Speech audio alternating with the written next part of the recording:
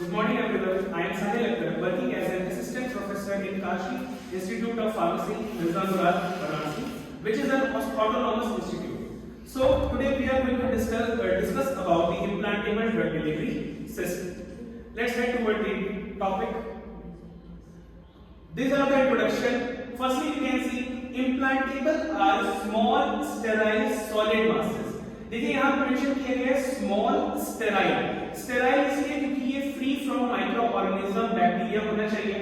Solid masses consisting highly purified drugs जो कि तीन तरीके से बनी होती हैं, या तो कंप्रेशन, मोल्डिंग या एक्सट्रूजन.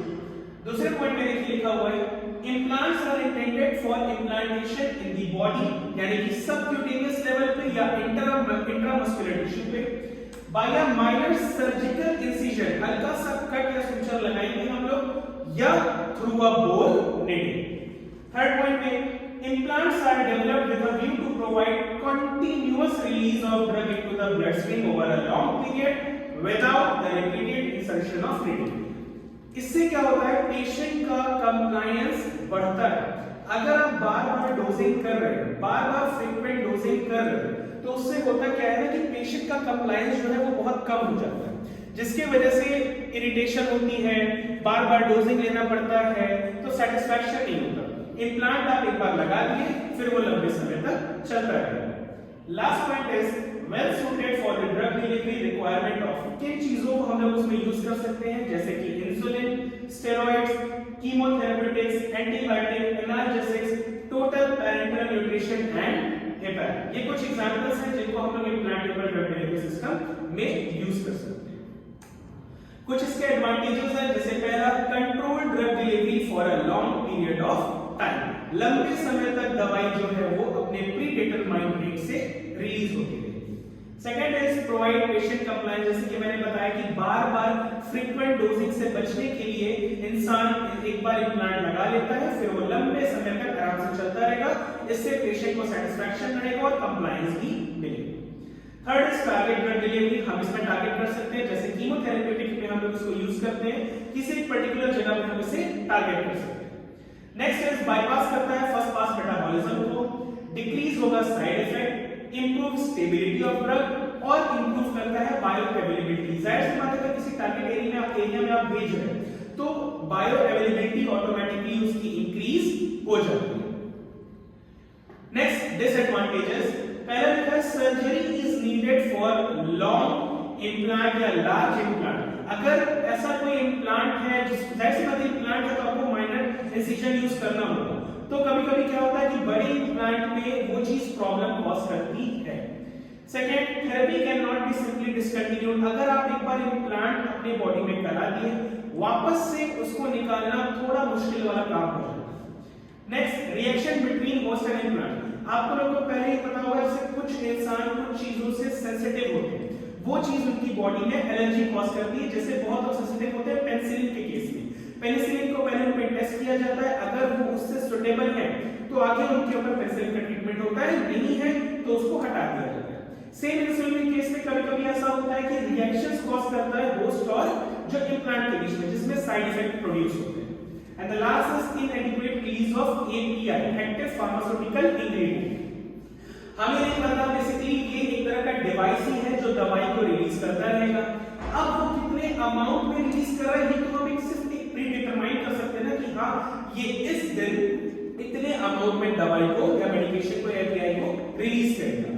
बट कभी-कभी ये डिसऑर्डर कॉज करता है, वो लार्ज अमाउंट में रिलीज करता है, जिसके वजह से वो मैक्सिमम टॉक्सिसिटी कंसंट्रेशन के ऊपर पहुंच जाता है.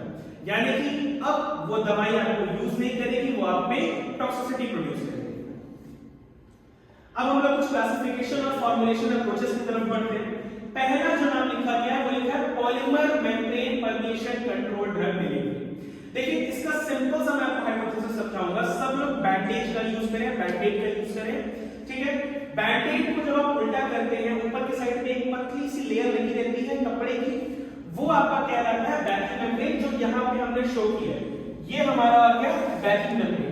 अब बैकिंग मेम्ब्रेन के अंदर नीचे रहेगा drug reservoir. Drug reservoir basically कुछ अलग नहीं है, बस ड्रग और पॉलीमर का जो मिक्सचर रहेगा वो हम लोग ड्रग रिजर्वॉयर में यूज करेंगे. इसके लगा देते हैं हम लोग रेट कंट्रोलिंग पॉलीमेरिक मेम्ब्रेन। अभी इसका बहुत अच्छा लॉजिक है। रेट कंट्रोलिंग पॉलीमेरिक मेम्ब्रेन करता क्या है, जो भी ड्रग रिजर्वॉयर से दवाई रिलीज होगी, अब रेट कंट्रोलिंग पॉलीमेरिक मेम्ब्रेन जो लगी हुई है, इन सब में छोटे छोटे पोर्स होते हैं, वहां से ड्रग रिजर्वॉयर जो है वो नीचे की तरफ मूव करता है।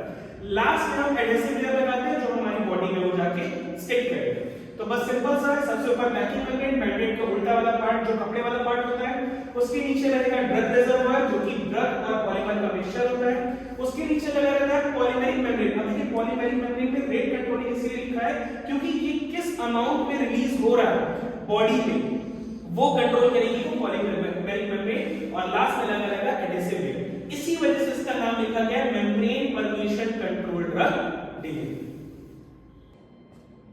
अब हम आगे बढ़ते हैं मैट्रिक्स डिफ्यूजन कंट्रोल सिस्टम में। देखिए ये स्ट्रेट एग्जांपल है आपका बैंडेड का। आप लोग बैंडेड देखे होंगे, बैंडेड में साइड में एडहेसिव लेयर होते हैं, सेंटर में आपकी जो दवाइयां होती हैं येलो कलर में वो दिखती है। अब देखिए होता क्या, बैंडेड में साइड में एडहेसिव लेयर है, सेंटर में येलो कलर की दवाइयां। आपको ये भी पता होगा वो येलो कलर का जो पार्ट होता है जहां मेन दवाई होती है वो एडहेसिव नहीं होता, साइड वाला एरिया जो होता है वो एडहेसिव पार्ट होता है। अब देखिए इसके ऊपर भी क्या लगा है, बैकिंग मेम्ब्रेन। बैकिंग मेम्ब्रेन के नीचे अगर हम एब्जॉर्बेंट पॉट के नीचे देखें, यहां लगा बेस प्लेट। ऑकल्जन बेस प्लेट यहां पे यूज किया जाता है। अब ऑकल्जन बेस प्लेट और बैकिंग मेम्ब्रेन इनका काम क्या है, यहां पे इनका काम है ये जो मेन ड्रग रिजर्वॉयर है इसको होल्ड करके रखने का, क्योंकि यहां पे देखिए कोई भी हमसे सपोर्ट नहीं है। तो मेन ड्रग रिजर्वॉयर को होल्ड करने का काम किसका रहेगा, आपका बैकिंग मेम्ब्रेन का और ऑकल्जन बेस प्लेट का।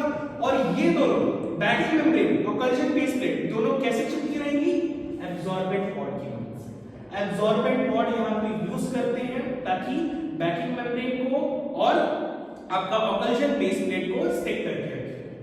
अब यहां पे साइड में आपका क्या लगा हुआ है, एडहेसिव लेयर। यहां पे जो हम ड्रग रिजर्वॉयर यूज करेंगे, यहां पे ड्रग सिंपली जो पहले हम लोग polymeric membrane control drug delivery system में देखे थे, ड्रग प्लस पॉलीमर, यहां पे भी ड्रग और पॉलीमर का जो मैट्रिक्स रहेगा वही ड्रग रिजर्वॉयर कहलाएगा। और यही ड्रग और पॉलीमर का मैट्रिक्स ही रेट कंट्रोलिंग स्टेप भी होगा। पहले में पॉलीमेरिक मेम्ब्रेन जो पढ़े थे उसमें पॉलीमर जो था, पॉलीमेरिक मेम्ब्रेन जो थी इसमें पोर्स पाए जा रहे थे, वो आपका रेट कंट्रोलिंग स्टेप था। दूसरे में हम लोग देखिए जो एडहेसिव लेयर नीचे लगी हुई थी वो एडहेसिव लेयर आपकी रेट कंट्रोलिंग स्टेप रहेगी। इस केस में ड्रग और पॉलीमर का जो मैट्रिक्स है वो आपका रेट कंट्रोलिंग स्टेप कहलाएगा। सिंपली सा एग्जांपल इसका बैंडेड है, ऊपर पीछे वाला एरिया जो है वो आपका बैकिंग मेम्ब्रेन हो जाएगा। सीधे करके जब आप कागज हटाते हैं जो येलो वाला पार्ट आपको दिखता है वो आपका ये ड्रग रिजर्वॉयर हो गया, साइड में आपकी एडहेसिव लेयर हो गई। Osmotic pressure activated drug delivery, ठीक है। Osmotic pressure activated drug delivery में क्या है, in this type of drug delivery system the drug in solution is released through a specialised laser drill delivery orifice at a constant rate under a controlled gradient of osmotic pressure। यहां पे एक छोटे से orifice की मदद से दवाई जो है वो कंट्रोल रेट में रिलीज होती रहती है, ठीक है। अगर हम बात करें तो सेकेंड एक्सटर्नल कंपोनेंट और इंटरनल कंपोनेंट। एक्सटर्नल कंपोनेंट में क्या लिखा हुआ है, rigid semi permeable housing made up of substituted cellulose polymer containing and osmotically active salt. देखिए बेसिकली ये सेटअप होता है जहां पे दवाइयों को फिल कर दिया जाता है और प्रेशर की मदद से दवाई के ऑरिफिस से बाहर आती है, ठीक है। यहां पे बेसिकली तभी इसका नाम रखा गया है pressure activated drug delivery device. जैसे ही प्रेशर हम इंसर्ट करेंगे, जैसे ही हम प्रेशर लगाएंगे, दवाई जो है वो तुरंत जो है वो बाहर की तरफ, ये इसका पूरा सेटअप होता है। जैसे ही प्रेशर हम इंड्यूस इसमें करते हैं, ऑरिफिस से ऊपर मतलब जो ओपनिंग होती है उसे ऑरिफिस कहते हैं, ऑरिफिस से सारी ड्रग जो है वो बाहर की तरफ आने लगती है। यहां पे सिंपली लिखा हुआ है डिलीवरी ऑरिफिस, जो भी दवाई की डिलीवरी होगी वो ऑरिफिस के थ्रू होगी, और gradient of osmotic pressure, simple word में ऑस्मोटिक प्रेशर के डिफरेंस की वजह से ऑरिफिस के थ्रू दवाई जो है वो बाहर आने लगेगी। Hydrolysis activated drug delivery system, यहां पे कुछ पॉइंट्स ध्यान रखने हैं। यहां पे जो ड्रग का रिलीज हो रहा है, यहाँ पे जो ड्रग का रिलीज होगा वो होगा due to hydrolysis of polymer base. जैसे ही पॉलीमर बेस का हाइड्रोलाइसिस करवाएंगे दवाई जो है वो रिलीज होने लगेगी। ठीक है, इतना ही रखते हैं। Thank you so much.